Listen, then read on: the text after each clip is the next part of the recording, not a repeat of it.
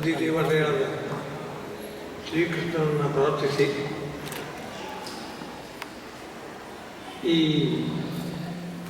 ಈ ಸಂದರ್ಭದ ಪರ್ಯಾಯ ಮಠದ ಶ್ರೀಗಳಾಗಿ 5ನೆಯ ಪರ್ಯಾಯವನ್ನು ಆರೋಹಿಸಿದ ಶ್ರೀ ಗುರುಗಳನ್ನು ವಂದಿಸ್ತೇನೆ. ಆತ್ಮೀಯರಾದ ನಿಮಗೆಲ್ಲರಿಗೂ ಅಭಿನಂದನೆಗಳು. ಮುಖ್ಯವಾಗಿ ಮಂಟಪರಿಗೆ ನಮಸ್ಕಾರ.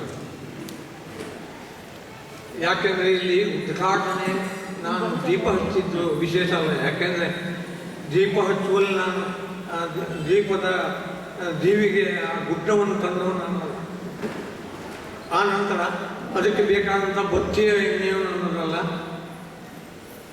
ಆ ತೇಲಿ ನೊಣೆ ಹಾಕಿ ನೀವು ದೀಪ ಹಚ್ಚಿ ಕೊಟ್ಟಿದ್ದೀರಿ, ನೀವು ಸಿದ್ಧಪಡಿಸಿದ್ದಕ್ಕೆ ನಾನು ಅಗ್ನಿಯನ್ನು ತಗಲಿಸಿದ್ದೇನೆ. ಇದರ ಅರ್ಥ ಅಂದರೆ ಏನು? ಕೆರೆಯ ನೀರನ್ನು ಕೆರೆಗೆ ಚೆಲ್ಲಿ ಹೊರವು ಪಡೆದವರ ಹಾಗೆ ಒಂದು ಅನುಕೂಲವಾದ ಮತ್ತು ನಿಮ್ಮೆಲ್ಲರ ಮಧ್ಯದಲ್ಲಿ ಒಂದು ದೀಪವನ್ನು ಬೆಳಗುವಂಥ ಅವಕಾಶ. ಯಕ್ಷಗಾನದ ಮೂಲವೇ ದೀಪಾರಾಧನೆಯ ಒಂದು ಅನುಭವ ಅಂತ ಕುರಿತು ಪ್ರಸ್ತುತಿಪಡಿಸಿದ್ದಾರೆ. ರಾತ್ರಿ ಇಡೀ ಆಟ ಅಂದರೆ 3 ಸಂಜೆಯಿಂದ ಮುಂಜಾನೆಯವರೆಗೆ, ಮುಂಜಾನೆಯ ಬೆಳಕು ಮೂಡುವವರೆಗೆ ಯಕ್ಷಗಾನವನ್ನು ಆರಾಧಿಸಿದವರು ತಮಸೋಮ ಜ್ಯೋತಿರ್ಗಮಯ ಅಂದರೆ ಆ ಮೂಲಕವಾಗಿ ತಾವು ಒಂದು ತಿಳುವಳಿಕೆಯನ್ನು ಪಡೆಯಬೇಕು ಎನ್ನುವಂಥ ದೃಷ್ಟಿಯಲ್ಲಿ ಈ ಯಕ್ಷಗಾನವನ್ನು ಆಡುತ್ತಾ ಬಂದಿದ್ದಾರೆ, ಪ್ರೀತಿಸ್ತಾ ಬಂದಿದ್ದಾರೆ, ಆರಾಧಿಸ್ತಾ ಬಂದಿದ್ದಾರೆ. ಆದರೆ ವಾಸ್ತವಿಕವಾಗಿ ಈ ಕಾಲಕ್ಕೆ ಸಂಬಂಧಿಸಿ ಆಯಾ ಕಾಲಕ್ಕೆ, ಈ ಕಾಲಕ್ಕೆ ಅಂದರೆ ಒಟ್ಟಾರೆ ಕಲೆಯ ವಲಯದಲ್ಲಿ ಆಯಾ ಕಾಲಕ್ಕೆ ಸಂಬಂಧಿಸಿ ಕೇವಲ ಪ್ರಾದೇಶಿಕವಾಗಿಯೋ ವೈಯಕ್ತಿಕವಾಗಿಯೋ ನಾವು ಕಲೆಯ ಕುರಿತು ಒಂದು ನಿರ್ಣಯಕ್ಕೆ ಬರುವುದಕ್ಕಿಂತ ಹೆಚ್ಚಾಗಿ ಒಂದು ಕಲೆಯ ವಾಸ್ತವಿಕ ನಿಲುವೇನು ಎನ್ನುವುದನ್ನು ತಿಳಿದುಕೊಳ್ಳದೇ ಇದ್ದರೆ ನಮಗೆ ಆ ಕಲೆಯ ರೂಪವೇ ಮರೆಯಾಗುವಂಥ ಸಂದರ್ಭ ಇರ್ತದೆ. ಯಾಕೆಂದರೆ ಒಂದು ಮೂರ್ತಿಯನ್ನು ಇಟ್ಕೊಂಡಿದ್ದೇವೆ, ಹೂವು ಪಾರಂಪರಿಕವಾಗಿ ಹೂವನ್ನು ಒಗೆದು ಮುಚ್ಚಿಬಿಟ್ಟಿದ್ದೇವೆ, ಮೂರ್ತಿ ಯಾವುದೂ ಗೊತ್ತಿಲ್ಲ.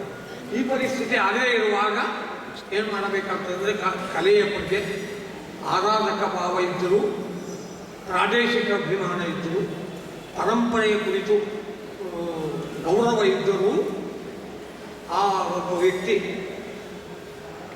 ಅರ್ಚಕನಾದವನು ತಾನು ಕಲಿತ ಮಂತ್ರವನ್ನು ಪುನಃ ಪುನಃ ಆಲೋಚಿಸುತ್ತಾ, ಅರ್ಥ ಮಾಡಿಕೊಳ್ಳುತ್ತಾ, ಅನುಭವಿಸುತ್ತಾ ಆರಾಧನೆಗೆ ಸಜ್ಜಾಗುವಂತೆ ಕಲಾವಿದರು ಆ ಪ್ರಯತ್ನವನ್ನು ಮಾಡಬೇಕು. ಅದು ಅಪರಾಧವೂ ಅಲ್ಲ. ಯಾಕೆಂದರೆ ನಾವು ಈಗ ಆಧ್ಯಾತ್ಮಿಕತೆಯನ್ನು, ಭಕ್ತಿಯನ್ನು ಆಧುನಿಕ ವಲಯದಲ್ಲಿಯೂ ಹೇಗೆ ಅದನ್ನು ತಿಳಿದುಕೊಳ್ಬೇಕು, ಹೇಗೆ ಪ್ರಸ್ತುತಪಡಿಸಬೇಕು ಎನ್ನುವುದಕ್ಕೆ ನಮ್ಮ ಈ ಸ್ವಾಮಿಗಳಿದ್ದಾರೆ. ಈಗ ಪರ್ಯಾಯದಲ್ಲಿ ವಯಸ್ಸು ಎಷ್ಟೇ ಆಗಿದೆ, ಅದಕ್ಕೊಂದು ಹೊಸ ದೃಷ್ಟಿಕೋನ ಎತ್ತಿಕೊಳ್ಳಬಹುದು. ಹಾಗೆಯೇ ನಾವು ಈ ಯಕ್ಷಗಾನದ ವಲಯದಲ್ಲಿ ಹೊಸ ತನವನ್ನು ಆಲೋಚಿಸುವಂತೆ ಮಾಡಿದವರು ಮಂಟಪ ಪ್ರಭಾಕರ ಉಪಾಧ್ಯಾಯರು. ಯಾಕೆಂದರೆ ಅವರಿಗೆ ಇವತ್ತು ಪ್ರಶಸ್ತಿ ಸಿಗ್ತದೆ ಅಂತ ನಾನು ಇದು ಮಾಡುವುದಲ್ಲ. ಅವರು ಈ ಪಾರಂಪರಿಕ ವಲಯದಲ್ಲಿ ಹೊಸತನ್ನು ಆಲೋಚಿಸಿ ಬರೀ ಪರಂಪರೆಯೇ ಮುಖ್ಯ ಅಲ್ಲ, ಒಂದು ಕಲೆ ನಾನಾ ರೀತಿಯಿಂದ ಜನರನ್ನು ಆಕರ್ಷಿಸುವುದಕ್ಕೆ ಬೇರೆ ಬೇರೆ ಕಲಾ ಪ್ರಕಾರದವರು ಅದನ್ನು ಒಂದು ಕಲೆ ಅಂತ ಮೆಚ್ಚಿಕೊಳ್ಳುವುದಕ್ಕೆ ವಿಭಿನ್ನ ರೀತಿಯ ಪ್ರಯೋಗಗಳನ್ನು ನಡೆಯಬೇಕು ಎನ್ನುವ ದಿಸೆಯಲ್ಲಿ ಅವರು ಪ್ರಯತ್ನ ಪಟ್ಟಾಗಲೇ ನಾನು ಅವರಿಗೆ ಪ್ರಶಸ್ತಿ ಕೊಟ್ಟಿದ್ದೆ. ಯಾಕೆಂದರೆ ಹೊಸ ಆಲೋಚನೆಗಳಿಲ್ಲದೆ ಕಲೆಯನ್ನು ನಾವು ಉಳಿಸಿಕೊಳ್ಳುವುದಕ್ಕಾಗುವುದಿಲ್ಲ, ಬೆಳೆಸಿಕೊಳ್ಳುವುದಕ್ಕಾಗುವುದಿಲ್ಲ. ಅಂತಹ ಒಂದು ಪ್ರಯತ್ನದಲ್ಲಿ ಹೇಳುವುದು ಸುಲಭ. ಅಂದರೆ ನಾವು ಹೀಗಿರಬಾರ್ದು, ಪರಂಪರೆ ಅಂತ ಕುದುರಬಾರ್ದು, ನಾವು ಏನಾಗಲಿ ಮಾಡಬೇಕು ಹೀಗೆ ಆಯುಷ್ಯ ಕಳೆದವರನ್ನು ನಾನು ಕಂಡಿದ್ದೇನೆ. ಆದರೆ ಅಂತಹ ಒಂದು ದಿಶೆಯಲ್ಲಿ ನನಗೆ ಹೀಗೆಯೂ ಒಂದು ಆಲೋಚನೆ ಇದೆ ಅಂತ ಒಂದು ಏಕ ವ್ಯಕ್ತಿತ್ವ ಪ್ರದರ್ಶನವನ್ನು ಮಾಡಿದರು. ಮೇಲಕಲೆಯಾದ ಯಕ್ಷಗಾನಕ್ಕೆ ಏಕ ವ್ಯಕ್ತಿತ್ವದ ಅಗತ್ಯ ಇಲ್ಲ ಎನ್ನುವುದು ಊರಿಗೂ ಗೊತ್ತಿತ್ತು, ಎಲ್ಲ ವಲಯದವರಿಗೂ ಗೊತ್ತಿದೆ. ಆದರೆ ಮೇಳದವರಾಗಿ ನಾವು ವ್ಯವಹರಿಸುತ್ತಾ ಒಬ್ಬರು ಪ್ರತ್ಯೇಕವಾಗಿ ಆಲೋಚನೆ ಮಾಡಿದ್ರೆ ಏನೇನೋ ಮಾಡ್ತಾ ಬಂದ್ಬಿಟ್ರೆ ಕಲಿಯೋದು ಸೀರೆ ಆಗ್ತದೆ.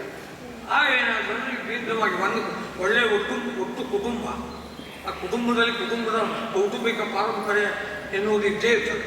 ಆದರೆ ಕುಟುಂಬದ ಒಬ್ಬ ವ್ಯಕ್ತಿ ಇಂದಿನ ಆಧುನಿಕತೆಗೆ ಸಂಬಂಧಿಸಿ ಒಂದು ಆಲೋಚನೆ ಮಾಡಿ ಒಂದು ಬೇರೆ ವ್ಯವಹಾರ ಮಾಡ್ತಾರೆ.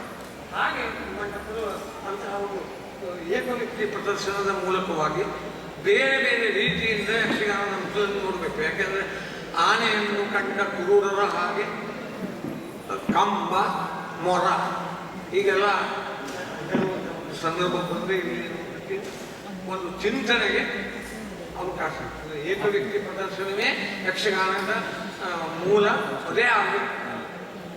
ಆ ಒಂದು ಉದ್ದೇಶದಲ್ಲಿ ಅವರ ಪ್ರಯತ್ನ. ಮತ್ತೆ ಮೇಲಾಗಿ ಮಾಡುವ ಪ್ರಯತ್ನವನ್ನು ನಿರ್ದೇಶನದೊಂದಿಗೆ ಒಂದು ಉದ್ದೇಶವನ್ನು ಇಟ್ಟುಕೊಂಡು, ಸಾಹಿತ್ಯವನ್ನು ಇಟ್ಟುಕೊಂಡು, ಅದರ ಬಗ್ಗೆ ಪರಿಶ್ರಮ ಪಟ್ಟು ಅದಕ್ಕೆ ತಕ್ಕಂತಹ ಕಲಾವಿದರನ್ನೆಲ್ಲ ಒಟ್ಟುಗೂಡಿಕೊಂಡು ಅನೇಕ ವರ್ಷಗಳ ಕಾಲ ಏಕವ್ಯಕ್ತಿ ಪ್ರದರ್ಶನವನ್ನು ಮಾಡಿದ್ದಾರೆ.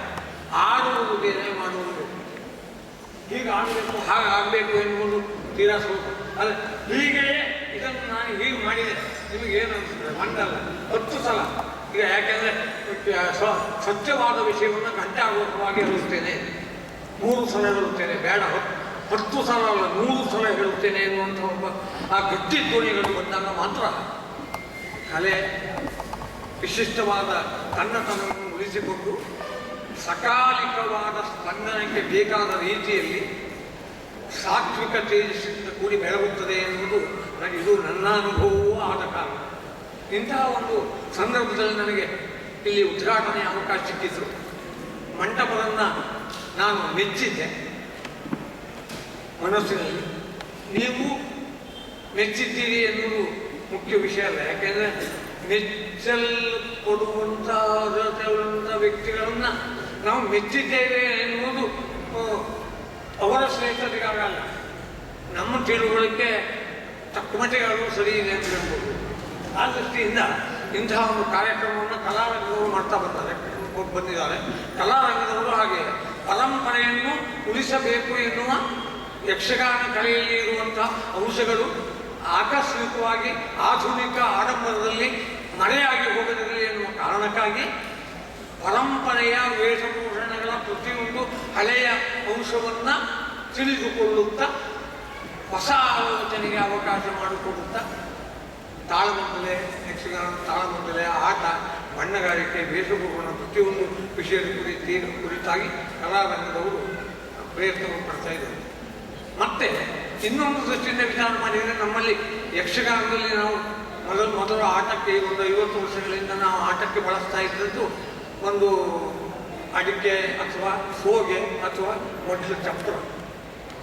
ಆದರೆ ನಾವು ಗಂಭೀರವಾಗಿ ಭಾವಿಸುವಾಗ ಅದನ್ನು ನಾಟಕ ರಂಗಭೂಮಿಯಿಂದ ನಾವು ರಂಗಭೂಮಿಯ ಕಲ್ಪನೆಯನ್ನು ಮಾಡಿಕೊಳ್ತಾ ಬಂದ ಮೇಲೆ ಅದನ್ನೇ ರಂಗಮಂಟಪ ಅಂತ ಹೇಳ್ತಾರೆ.